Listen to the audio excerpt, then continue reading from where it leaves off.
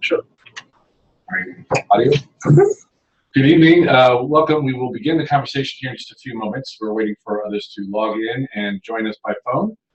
Before we get started, I just wanted to say that while we're waiting for others, in addition to answering your questions tonight, those of you on the webinar can respond to questions that our digital team will be asking of you.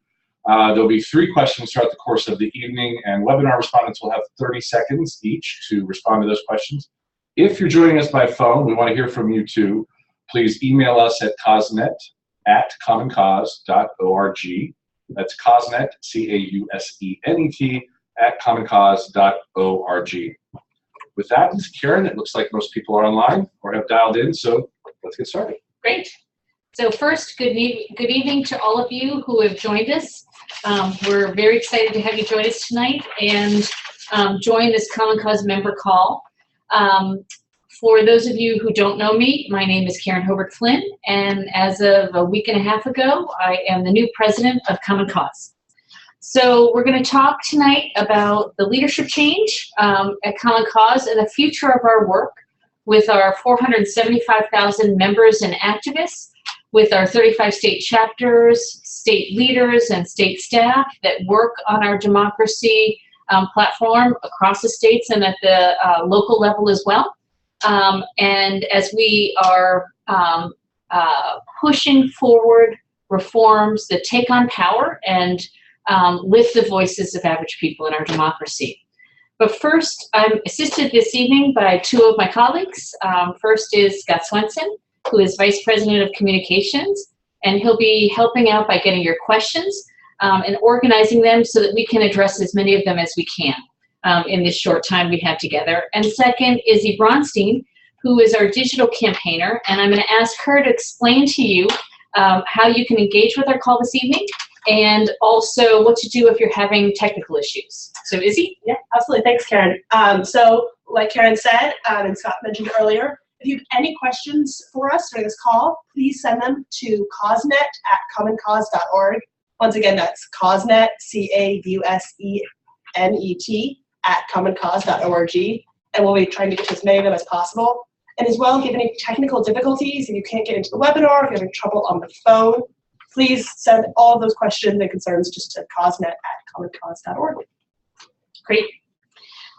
So while many of you have been members of Common Cause and supporters for years, we have some of the most loyal members and activists ever, and have many activists that joined us in 1970 when we were first founded and stay with us. But we're also excited to say that we have engaged and brought in many new supporters and activists over a very short period of time. Because many people, as we do, care and understand that democracy hangs in the balance. And it's really important that we are engaging and fighting back to ensure that everyone can participate in our democracy. And we need to reclaim our democracy from special interest influence. So many of you know Common Cause was founded in 1970 by John Gardner, who talked about everyone is organized by the people, and he took out an ad in the New York Times, and people responded and joined Common Cause. And since then, we have worked on a wide range of democracy issues, from transparency to money in politics and other issues. But there are sort of 5 main areas or core areas of our work that I thought I'd just briefly outline. One of the highest priorities for us is working on money and politics issues. That's issues from transparency and contribution limits, small donor public financing, and address the problems that have come about as a result of the Citizens United decision. We also work on voting rights and voting reforms. And this is going to be, as many of you probably know, the first election in 50 years without the protections of the Voting Rights Act. And so we need to be working both to push back on voter suppression laws, but also paving a path forward to break down barriers so that people can participate in our elections. And Common Cause has done tremendous work in this area. We also work on issues around districting and have looked at districting reform. So many of you know that politicians like to rig the system and carve out districts for themselves, so they're selecting voters so that they can ensure they have safe districts. and then marginalizing and moving other voters and packing them into other districts to minimize their impact and voice in politics. So we work on a wide range of reforms in the redistricting area, from litigation to drawing maps that courts often use, to creating an independent citizens redistricting commission in places like Arizona and in particular California, where we moved that in the last few years, and it's been very successful. We also work on media and democracy reform, because we see that the media has tremendous power to influence our political discourse, and free and open discourse is very essential to a healthy democracy. So we work on issues that include a free and open and accessible internet, and slow media consolidation, and work to ensure transparency. We've had some recent wins in the area with the FCC in the area of net neutrality or open internet, and just last week a court upheld the net neutrality rules that the FCC had passed not long ago. We also believe in that our concentrated wealth and its ability to purchase political power and influence is a real threat to our democracy. So Common Cause is exploring ways to engage in income inequality issues and racial equity issues in ways that connect with their democracy lens. So a good example of that is some work that our Michigan chapter has done around the Flint water crisis, which I'm sure you've heard about. But at its core, it's a failure of democracy, where the governor and corporations and others ignored the cries of people in Flint when they talked about their water being poisoned. There was an emergency manager law in place that basically took away the power of the local Flint City Council. And so not only did they have no power to help the people of Flint, but also there was no accountability, no transparency. The citizens had no right to bring, any kind of complaints to Flint City Council. So we have been working on freedom of information reform, where the governor and the legislature were exempt from those transparency laws, and also and talking about and working to reform the strict draconian emergency manager law in Michigan. So we'll talk about these issues, more of these issues a little bit later, and take your questions about the things that we're working on. But first, I wanted to talk a little bit about our transition.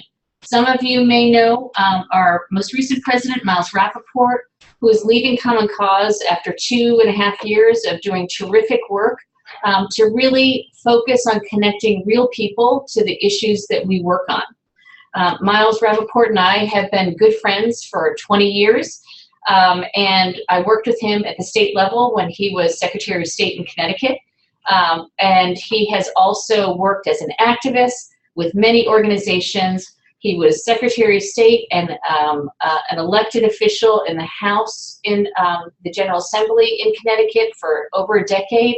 He was committee chair of a committee that had jurisdiction over elections and money in politics and ethics laws.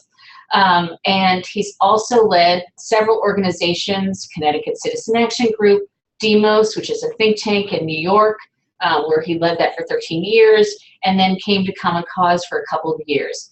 He is going to serve as a senior advisor for the next few months to help with transition issues and help Common Cause in any way that he can, which we're very appreciative. He is a good friend, incredibly empathetic, and very passionate about connecting and working on democracy issues, economic issues, and social justice issues. So we're grateful for his help. For those of you who don't know me, I thought I'd tell you a little bit about myself. I've been working in the public interest space for 32 years. I started with Common Cause back in 1985. At Common Cause at the national level, I did a couple of different things. One was I worked to do grassroots organizing with our volunteers and activists. At the time, we had 65 volunteers that would come in and volunteer several times a week. They would do phone banking, network and talk to our activists, and engage in both federal and state issues. It was a great job, and some of the volunteers that I worked with back in 1985 are still here volunteering with us each week today. And in some ways, they think I'm their kid that grew up and made good. I also worked on campaign finance studies and did that for several years. In my later work, I stopped talking about the fact that I did campaign finance studies because I didn't want to just do campaign finance studies. I've also worked at the state level, and I worked for more than a decade in Connecticut, as I mentioned earlier, as the executive director there, where I was able to help move a number of ethics, campaign finance, and other laws that, you know, I worked on them for a long period of time with a broad coalition. But when a corruption scandal struck involving our governor, it gave us an opportunity to move really transformative reform in terms of a sweeping campaign finance bill that included small donor public financing for statewide races as well as legislative races. That system is still going strong. We've had to do a lot of work and oversight to implement it well, but I'm very proud of that accomplishment. Back in 2007, our president, Bob Edgar, asked me to join the national staff once again to lead our efforts to work with all our state offices. We have tremendous state volunteer chapters and staff chapters with extraordinary leaders that move really important reforms in our democracy, and I love doing that work. I later became senior vice president and worked with both our national and state programs, and I've loved that work. When our president, Bob Edgar, suddenly died, I served as interim president at that time, and then continued to do work with Miles Rappaport when he came on board. I've also worked for some other nonprofits in between there, but that's just to give you a little bit of sense of some of the work that I've done. Lastly, I would say that I think there is no time more important in our history than now in terms of the issues that are affecting our democracy. With Citizens United decision that unleashed a torrent of special interest money that is unprecedented in our political system. When you see the Supreme Court's decision in Shelby that stripped some essential protections in the Voting Rights Act and restrictive measures that have swept the country, that are blocking participation in our democracy, we have found that more and more people understand the huge challenges our democracy faces. And from one perspective, it's exciting to see people talking about them, and that we are seeing the new American majority, younger people, who are less ideological, but care deeply about these issues and want to figure out ways to engage. And they have been engaging and working with Common Cause on these issues, which I think is very important. And we, as Common Cause, I believe, need to be looking for ways to engage people on the platforms where they are, so that we are doing more online, moving into engaging on mobile platforms, and that we are communicating people and connecting the issues in our democracy with the things that they care about in their real lives. And also working broadly with coalitions, because we know if we don't broaden the movement for democracy reform, we simply cannot win these fights. The other thing I would say about Common Cause is we have such value as a nonpartisan organization that will work across the aisle with Democrats and Republicans, and also that we can engage at the national level, the state level, or the local level, looking for strategic openings to move important reforms wherever they crop up. So we can be nimble with our state and national structure to focus resources where the biggest fights are. So I'll leave it at that, and maybe we can open this up for some questions, both questions that you can post as we're going along, and also some that have been put in place and sent in earlier. So, Karen, we have our first question from Dave in Baltimore asking, how can the enthusiasm for Senator Bernie Sanders' campaign build support for Common Cause? That's a great question, and thank you for asking it, Dave. So first, one of the things we've been very pleased to see Bernie Sanders talking so much about democracy issues and money in politics.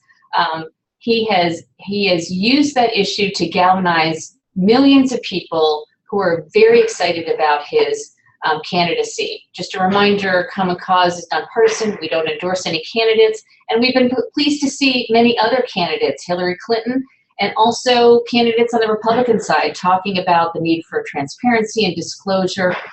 So we've seen a lot more talking about our issues. The truth is, you know, Bernie talks about our issues the way we do. I don't think it's, you know, I think that you can go online, you can look at polling and see that these are issues that are incredibly compelling for Democrats, independents, and Republicans. But, you know, one of the challenges with what Bernie does is that he mainly talks about the problem. And in our polling and messaging work, much of which Scott has led, shows us that when you just talk about the problem, you run into a barrier of cynicism that nothing can be done that can make any kind of difference. And so the challenge for us is to really be focusing on, you know, what the solutions are and how the solutions make a real difference with some of these problems. And so we are going to be working on, over the coming months, our Fight Big Money agenda. And the Fight Big Money agenda is something that we worked with a coalition of groups to try and push presidential candidates, and now we're going to move it to congressional candidates, to talk about the key solutions that we need to see in money in politics. So it's built around that everyone participates, so looking at small donor public financing systems, everyone's voice is heard, and so that we have equal access to the ballot box, as well as people have a right to not have their voices drowned out by special interest money. We also talk about everyone needs to know who's trying to influence our politics and our elections. So talking about strong disclosure. Everyone plays by fair common sense rules. And for that, we're talking about ways to address the Citizens United decision and overturning it, whether we do it by a constitutional amendment to overturn Citizens United, whether it is calling on the Senate to do their job to confirm a nominee to replace or take Scalia's seat on the Supreme Court, or whether it's working on long-term First Amendment jurisprudence on money in politics.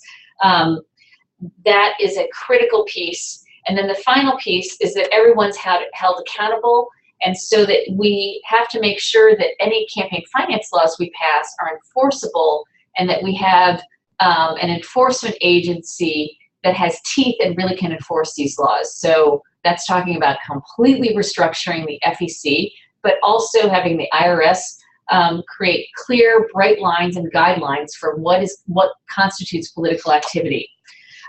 So part of the challenge in our Fight Big Money agenda is to push candidates to talk about solutions, and not only solutions, but what they personally will do to ensure that we see solutions moving forward.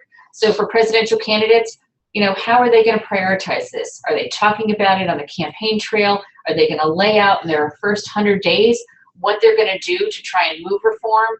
For congressional candidates, you know, have them talk about what they're willing to do and what kind of leadership they'll show to move this agenda forward. So we will be asking activists to talk to congressional candidates, to follow up on the questionnaire we sent out on Fight Big Money. We have had activists email and tweet candidates over the summer and July 4th, tracking down candidates at events, parades, debates, and other things to ask questions about what they're going to do about this issue.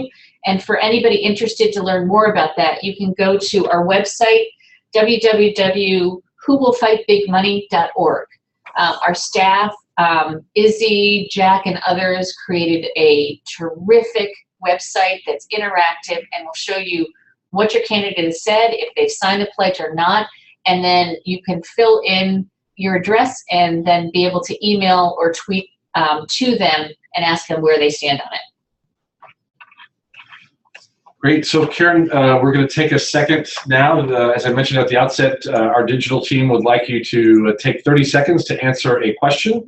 If you're on the phone, you can email us your thoughts at COSNET by emailing them to cosnet@commoncause.org. And that first question is, in 2016, which of the following goals are you most interested in working on with Common Cause? Working to stop the influence of big money in politics, making sure every voter has their voice heard on Election Day, creating enforceable and concrete ethics reforms in states, or stopping political gerrymandering. Or if we've struck out on those four, pick your own and fill in another. Great. Right now.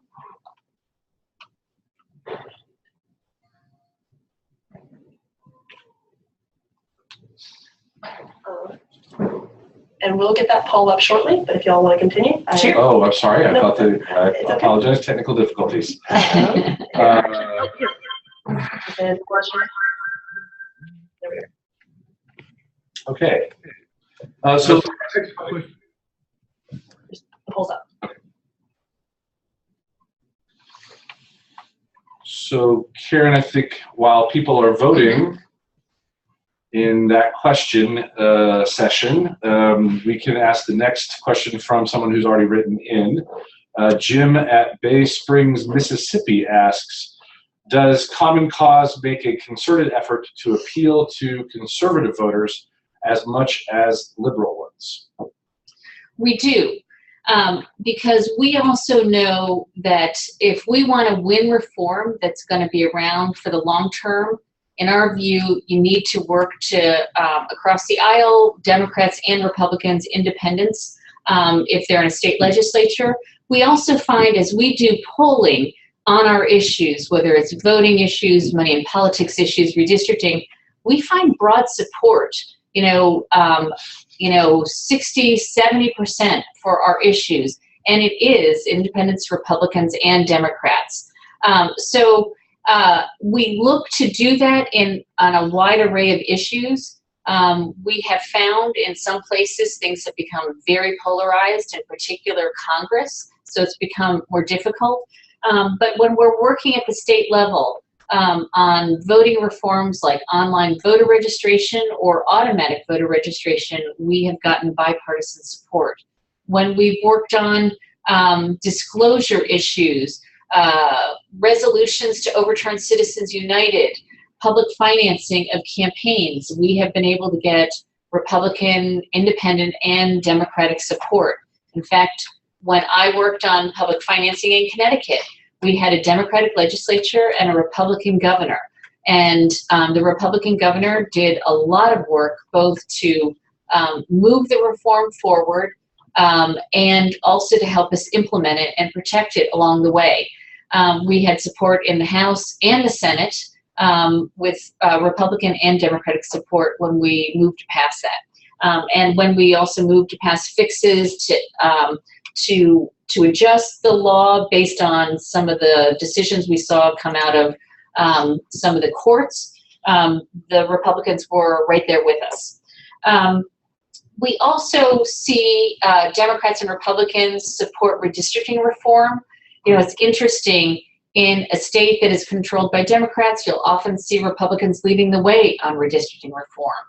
Even in places like North Carolina, where we saw the Republicans gerrymander districts after the 2010 census in such rigid and really power-grabbing ways, we now find that Republicans are willing to work on redistricting reform, in part because they see the demographic shifts in North Carolina, and they want to make sure that what they did to Democrats won't happen to them after 2020.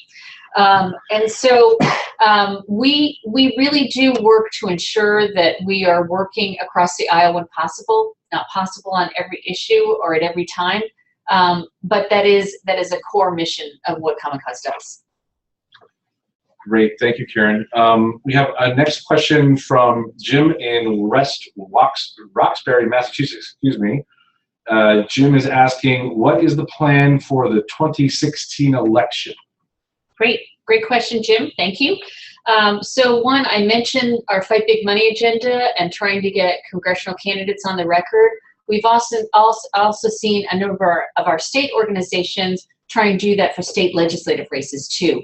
So that's one thing we'll be working on. The other is during the election season, Common Cause really shifts into high gear around election protection work. What we do, and actually we'll show a slide of some pictures of people doing election protection, but we do election protection in 20 to 25 states each year, where we focus on presidential battleground states, races where there is highly competitive gubernatorial or Senate races, and also places where there is a real track record of voter suppression. So what we do is we work with a national coalition that has, the hotline where attorneys, and we recruit attorneys to answer questions that voters have, the 1-866 Our Vote line, 888 Via Vota line, and 888 API Vote line. But we recruit poll monitors and poll workers that are on the ground working to ensure that voters know their rights. And also, if there are any kinds of problems, working with election officials to correct them as they happen. If that doesn't work, connecting with, it could be the Secretary of State in the state to help correct the problem that has cropped up. Sometimes it's to work with the attorneys on the hotlines. And in some cases, it's about engaging the Department of Justice if there are severe or real problems. And that work it can be a range of problems. There can be deceptive practices that crop up.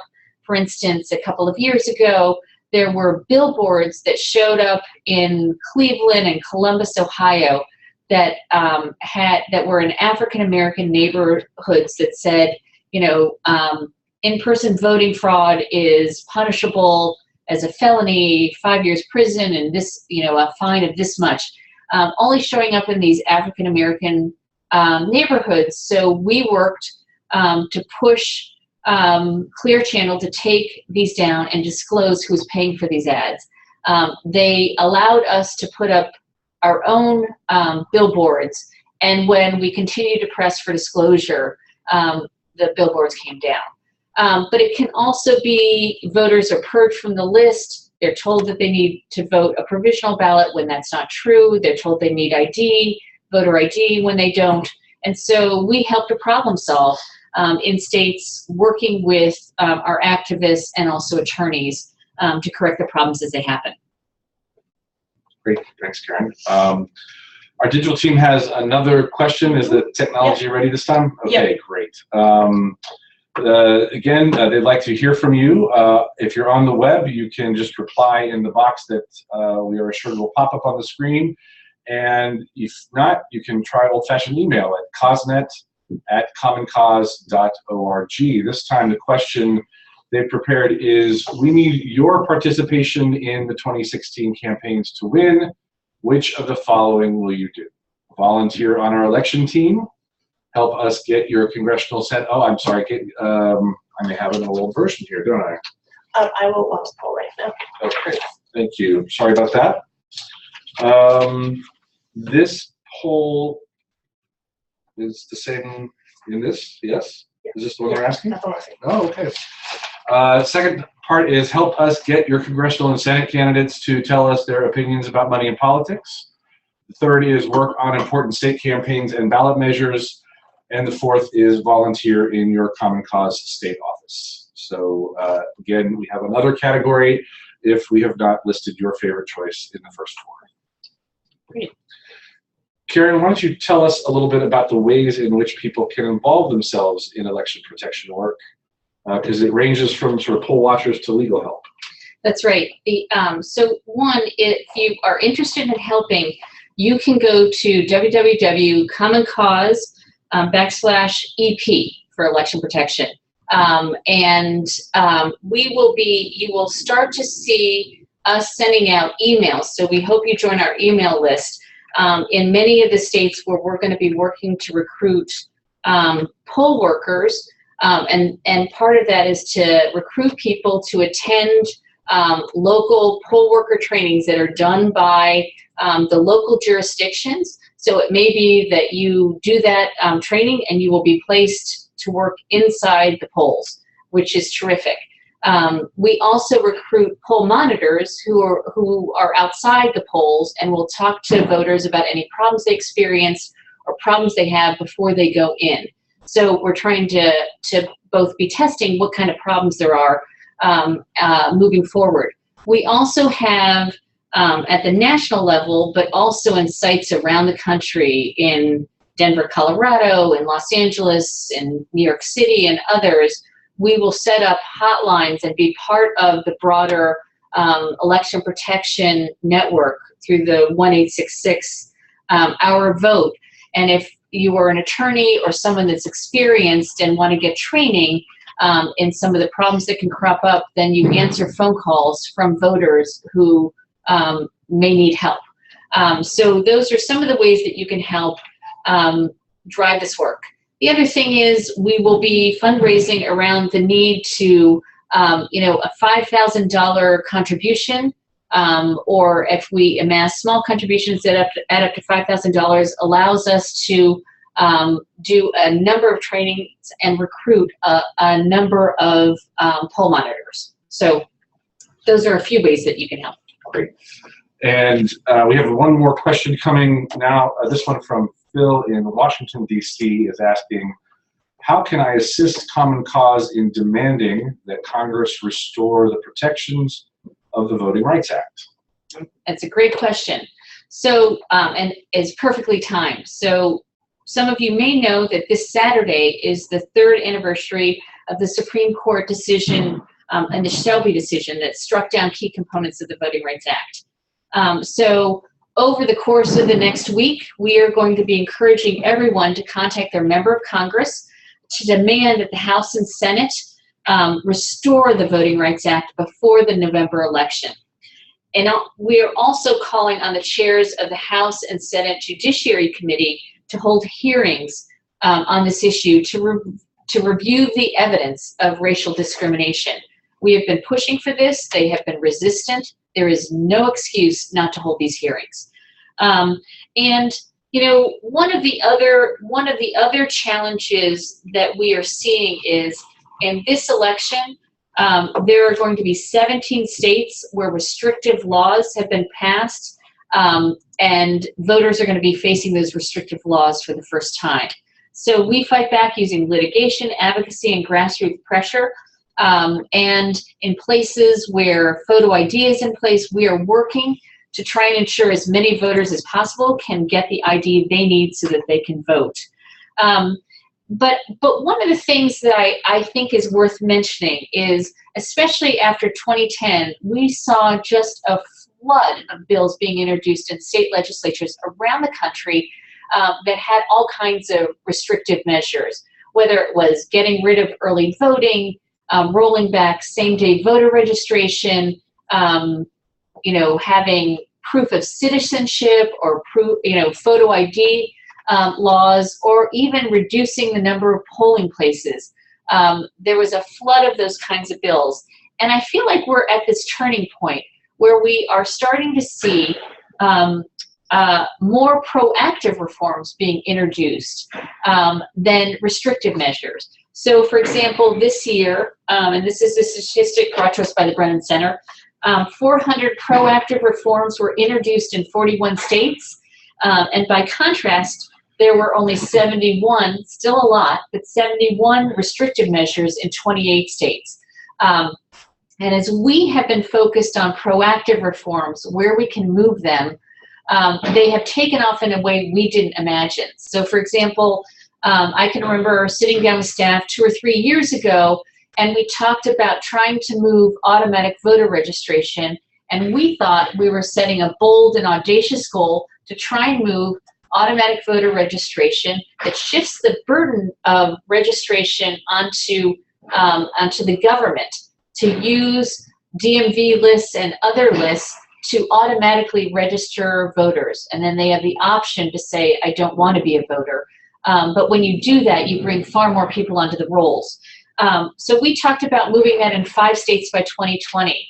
And the remarkable thing is Common Cause led the fight in Oregon, which was the first state to pass automatic registration a couple of years ago. Since then, we played a leadership role in passing it in California. It's passed in Vermont, West Virginia. Connecticut just passed it using the Secretary of State used an administrative procedure working with administrative rules, working with the DMV to move it in Connecticut.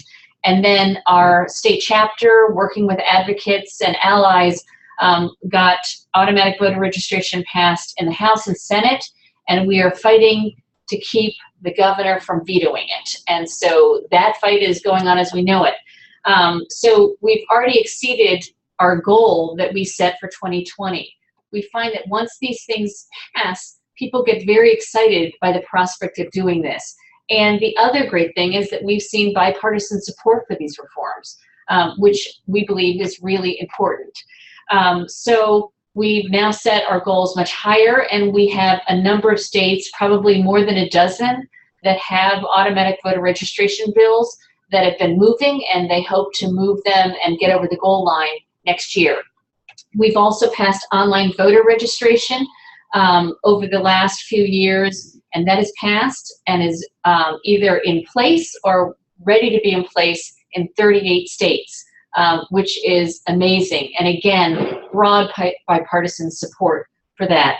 And then we also work on same-day voter registration, and that is passed in 15 states. And many of the most recent victories were ones led by Common Cause. Great.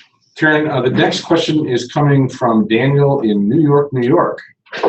Daniel asks, I am skeptical that the language exists for a constitutional amendment on money and politics that is strong enough to address the problem, but not so strong as to pose a potential threat to core political free speech.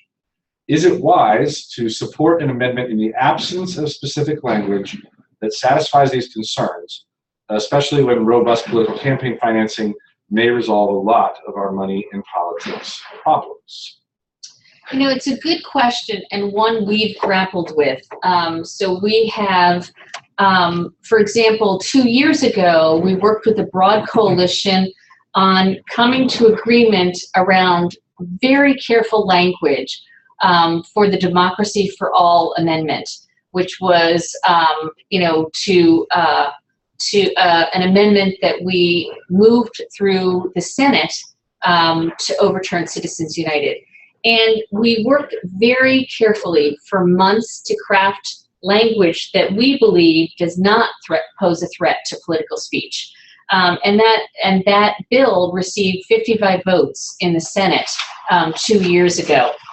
You know, and even since then, we have seen some Republicans come out and talk about a need to overturn Citizens United by constitutional amendment. Lindsey Graham has done that recently in the last few months. There are still state-led efforts where states are passing resolutions to call on Congress to overturn Citizens United, and just in the last 2 weeks, New York became a 17th state, and it's going on the ballot in Washington state. You know, I am somebody who has worked most of my life on small donor public financing, which I believe is a remarkable system that can do many things. Bring more candidates who are not wealthy and don't have the ability to fund a run for political office, to have the resources to do that if they work hard and talk to voters about issues. It empowers small donors that their $5, $10, $15, $100 contributions can make a difference, and they feel like their voice is heard. Public financing can mean that people govern differently. People who are elected, free from special interest money, you know, and lobbyists who want something in return for the money that they gave, can think about what their constituents want. So working with a senator in Connecticut who talks about, I listen to my constituents and what they want is juvenile justice reform or ending capital punishment in Connecticut. It is remarkable what kinds of reforms you see move through a legislature if that stranglehold of special interest money is lessened. So to me, though, one of the biggest fears of candidates running under public financing is they worry about that outside money. And so I think public financing can be very important, but that threat of the outside money is still going to be there. And it's why I think you need to do both. And it's going to take longer to get there on the constitutional amendment. But who knows? It could be, if we get the Senate to do their job, we could have a Supreme Court nominee that could reverse that very close decision that was 5-4.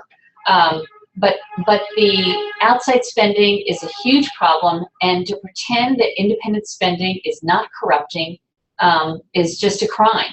And we also know that a lot of that outside spending isn't even independent. You know, we're seeing unbelievable coordination with candidates setting up their own super PAC, raising money for it.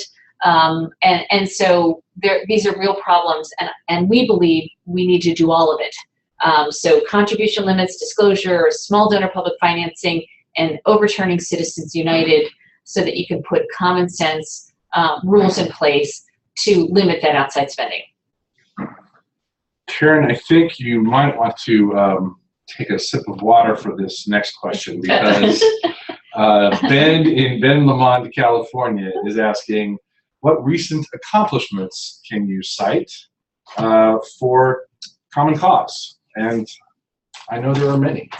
There are many.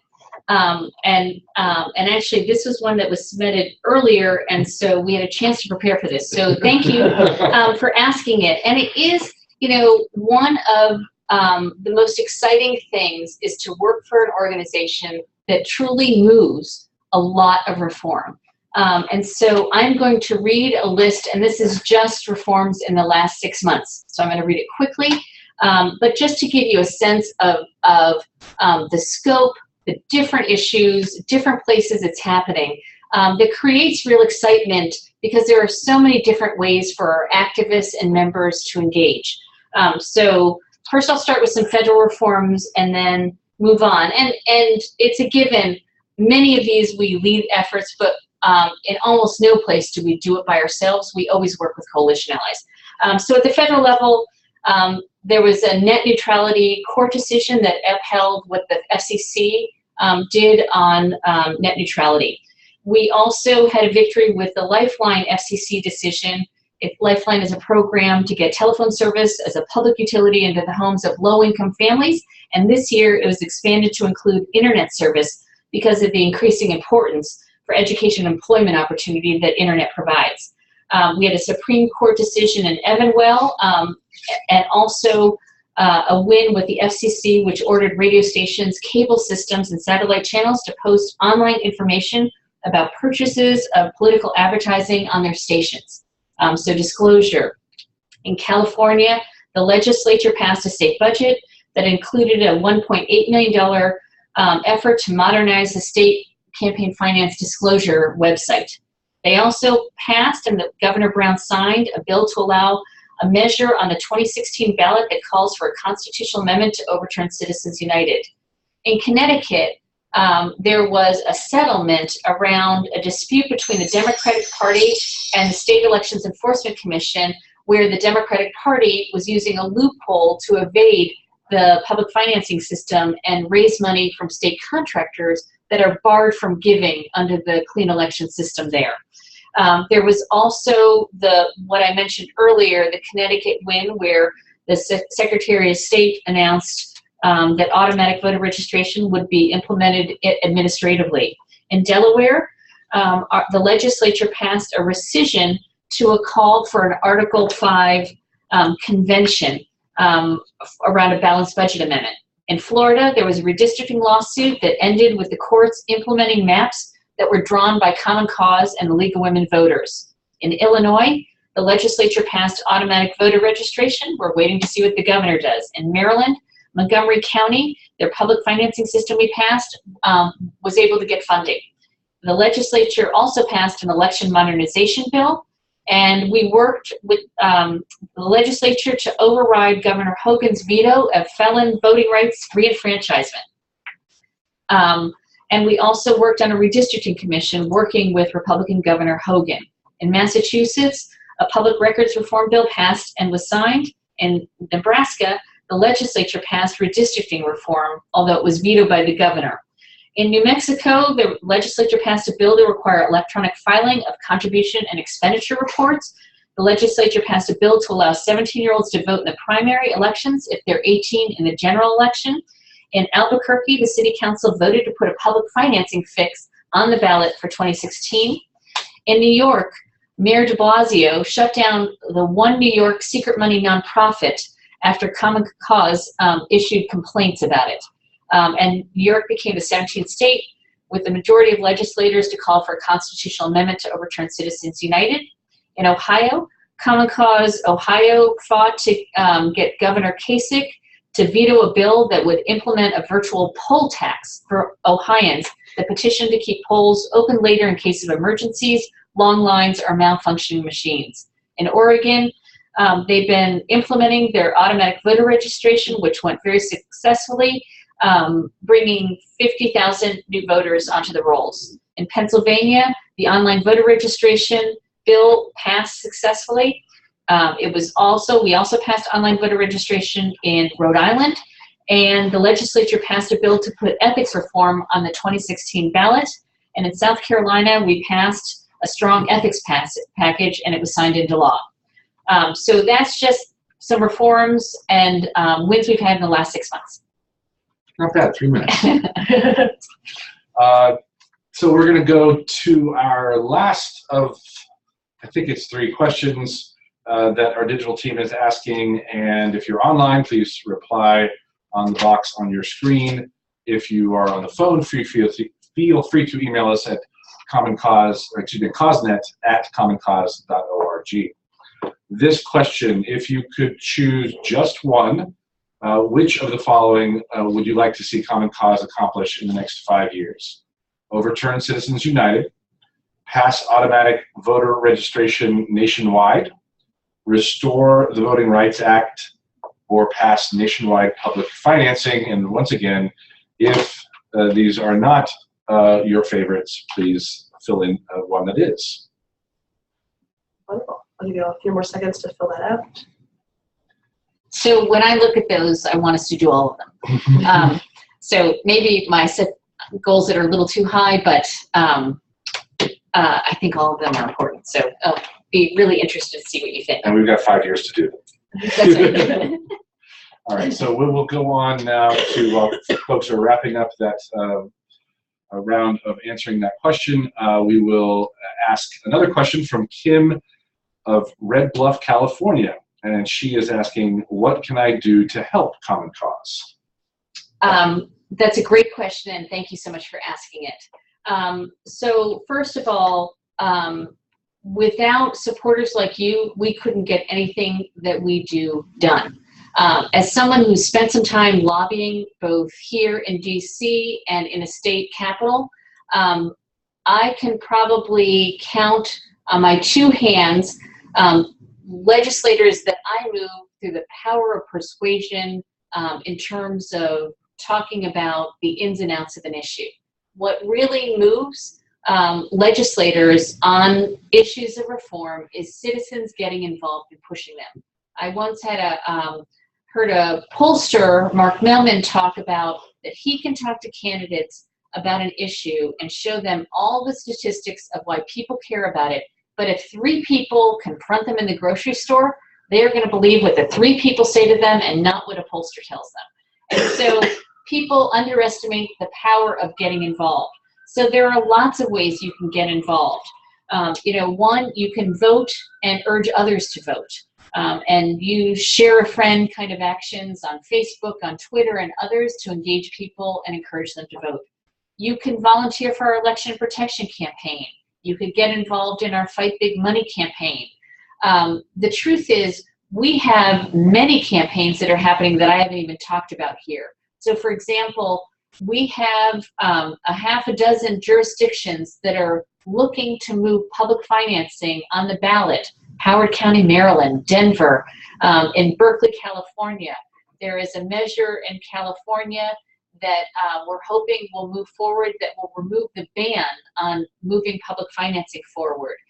In Chicago, they're working on public financing. In Albuquerque, Las Cruces, and Santa Fe. So there are efforts going on all over the country, and if you want to get involved in some of those campaigns, if you contact us, we can link you up with our volunteer leaders or our state staff who work on those.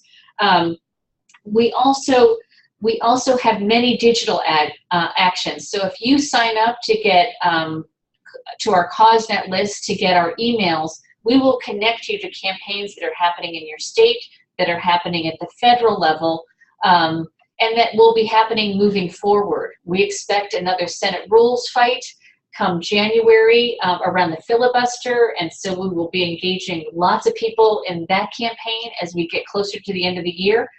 So, you know, thinking about that. And then finally, your financial support is extremely powerful.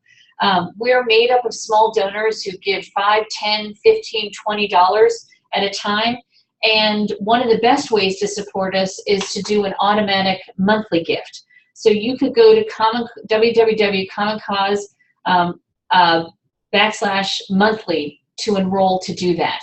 And we appreciate any support that you can give us for this work.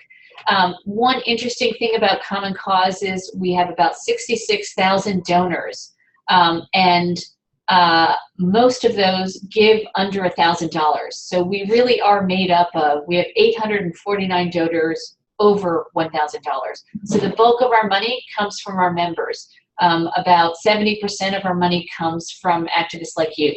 So any support you can give would be really appreciated.